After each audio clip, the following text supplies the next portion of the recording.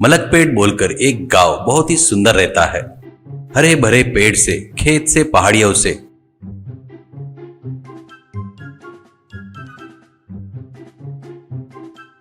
और पानी से भरे तालाब से शांत रहता है।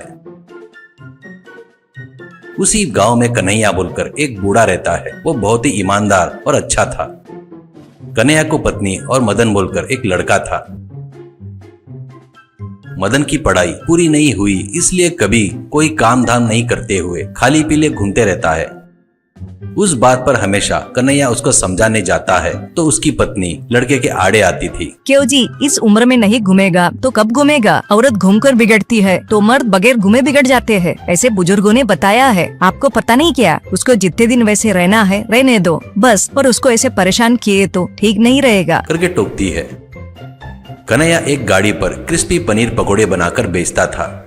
उसका बढ़िया साफ सुथरा पनीर, शुद्ध तेल, बाकी के सामान से पकोड़े बनाता था, इसलिए वो बहुत टेस्टी रहता है करके सभी लोग कहते और आकर खाते थे। कन्हैया से एक दिन एक व्यक्ति, कन्हैया जी, मैं छोटा था तब से तुम्हारे पास से पकोड़े खा रहा हूँ। उस दिन से आज तक के दिन तक टेस्ट में कभी फर्क नहीं आया और ज्यादा रेट भी नहीं बढ़ा है। ऐसे से आपको नुकसान नहीं होता क्या? ऐसा कहता है तो कन्हैया, बेटा वो वैसे टेस्ट रहने का कारण है बगैर मिलावटी का सामान, और रेट बोलते क्या, ज्यादा रेट रखे तो कुछ लोग नहीं खरीद सकते, वो मुझे पसंद नहीं। कम कमाता हूँ तो भी चलेगा, पर मेरे पास आने वाला कस्टमर दुखी नहीं होना चाहिए। ऐसा कहता है।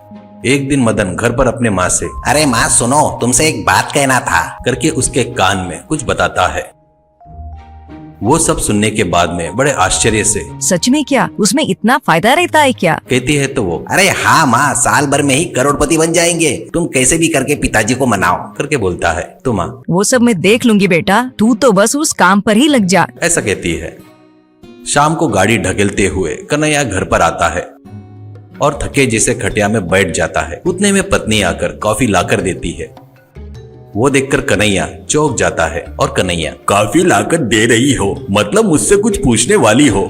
ये तो मैं समझ गया हूँ, क्या पूछना चाहती हो पूछ, कॉफी पीते हुए कहता है तो वो, कुछ नहीं जी, तुम्हारी उम्र हो गई है ना, गाड़ी के पास उतनी देर खड़े रहकर काम करने में तकलीफ होती है, ऐसा बहुत बार बोले थे आपने। वही बात लड़के को बताई। वो ठीक है, कल से मैं गाड़ी देख लूंगा कह रहा था। कन्हैया उठकर खड़ा होकर, क्या सच में? क्या क्या बेटा मदन, तू सच में गाड़ी देख लेगा क्या? ऐसा कहता है। तब मदन, हाँ पिताजी, मैं खाली पीली घूम घूम कर बोर हो गया हूँ, मेरे ऊपर मुझको ही नफरत होने लगी है। वैसे भी मुझे किसी के नीचे काम करना पसंद नहीं, इसलिए अपनी गाड़ी देख लूंगा, ऐसा सोच रहा हूँ। ऐसा कहता है तो कन्हैया खुश होकर उसको गले लगाकर, शाबाश बेटा, इतने दिनों से तुझे गलत सोच रहा था, पर तेरे अंदर इतनी महानता है मुझे पता नहीं था। ठीक है, कल से गाड़ी तू ही देख लेना। ऐसा कहता है। वो सुनकर मदन और उसकी माँ बहुत खुश होते हैं। कन्हैया अंदर जाने के बाद मदन, सुनो माँ, पिताजी महीने में गाड़ी पर कितनी लागत लगाते थे? 1.5 लाख, और कमाते थे 2 लाख, यानी 50,000 का फायदा। वही मैं अभी लगाने जा रहा हूँ, 10,000 ही है। असल में पनीर में रहने वाले पदार्थ अपने को सस्ते में मिल रहे हैं, वही डुप्लीकेट है, अपन वही खरीद रहे हैं। इससे अपने को आने वाले 2 लाख में 10,000 निकाले तो बचे हुए 1,90,000 रुपए अपना फायदा होगा। ऐसा कहता है। तब वो, अरे वाह, मेरा बच्चा कितना होशियार है, करके खुश होती है। पर वो खाए तो सेहत को कुछ फर्क पड़ेगा क्या बेटा? करके पूछती है तो वो तुरंत इफेक्ट नहीं दिखाता माँ, स्लो पॉइजन जैसा धीरे धीरे सेहत को खराब करता है, इससे अपने ऊपर किसी को भी शक नहीं आएगा। तब माँ, अरे वाह, कितना दिमाग है बेटे का। वैसे भी किसी की सेहत से अपने को क्या करना है, अपने को तो सिर्फ पैसा चाहिए। ऐसा कहती है।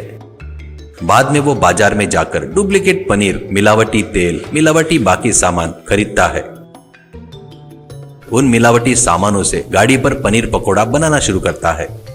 एक व्यक्ति आकर, क्यों मदन, पिताजी कहाँ है, तबीयत ठीक नहीं है क्या उनकी? करके पूछता है तो मदन, वैसा कुछ नहीं है जी, मैंने उनको आराम करने को बोला है, उम्र हो गई है ना उनकी। ऐसा कहता है तो वो, सच है मदन, बहुत अच्छा काम किया, 1 प्लेट पनीर पकोड़ा दे दे बेटा। ऐसा कहता है। मदन दिए सो पनीर पकोड़ा खाते रहता है तो मदन उसको ही देखते हुए मन में, टेस्ट में फर्क बढ़ गया तो स्टार्टिंग में ही धोखा हो जाएगा, ये अभी क्या बोलता है देखना पड़ेगा, करके सोचता है। वो पूरा खाकर, बहुत टेस्टी बनाया रे, असल में बताओ तो तेरे पिताजी से तू ही अच्छा बनाया, ये ले पैसे, करके पैसे देता है। तब मदन, अरे हो शुक्रिया शुक्रिया, कहते हुए लेता है। वैसे वो पकोड़े बेचते हुए पैसे ले रहा था। 1 महीना होने के बाद पैसा लाकर माँ को देता है तो वो बहुत खुश होती है। एक दिन गाड़ी के पास रहते वक्त पुलिस की जीप आकर रुकती है। उसमें पुलिस वाले ऑफिसर्स उतरते हैं। वो सब गाड़ी के पास आते हैं। SI you are under arrest करके बोलता है। तब मदन घबरा कर अरे क्या हुआ सर, क्या गलती हुई मेरी? ऐसा कहता है। तब एसआई उस ऑफिसर को दिखाकर, ये कौन है पता है क्या? फूड क्वालिटी इंस्पेक्टर है। वो तेरे पास के पकौड़े ले जाकर लैब में टेस्ट करवाया। वो पूरे नकली पनीर है। वो खाए तो तबीयत खराब हो जाती है। ऐसा बोलकर उन्होंने कंप्लेंट किया है। ये देख लैब रिपोर्ट करके बोलता है। उस तरह मदन जेल में चला जाता है। कब्र के 3 सवाल व जवाब जिनके बगैर आदमी कभी भी जन्नत में दाखिल नहीं होगा। नंबर 1, तेरा रब कौन है? जवाब, मेरा रब अल्लाह है। नंबर 2, तेरा दीन क्या है? जवाब, मेरा दीन इस्लाम है। दोस्तों, तीसरा सवाल का जवाब देने से पहले मेरा आपसे हाथ पकड़कर गुजारिश है कि इस वीडियो को अपने तमाम घर वालों और दोस्तों के साथ शेयर करें। क्या आप चाहते हैं कि अगर आपके घर वालों में से कोई मर जाए तो वो जहन्नम में जाए सिर्फ आपके 2-3 सेकंड की वजह से? भाड़ में जाए लाइक वाइक, मुझे लाइक नहीं चाहिए। बस आप मेरा एक मुसलमान को बचाने में साथ दे दे, आपकी बहुत ही मेहरबानी होगी। तीसरा सवाल है, तुम्हारा नबी कौन है? जवाब, मेरा नबी मोहम्मद सल्लल्लाहु अलैहि वसल्लम है।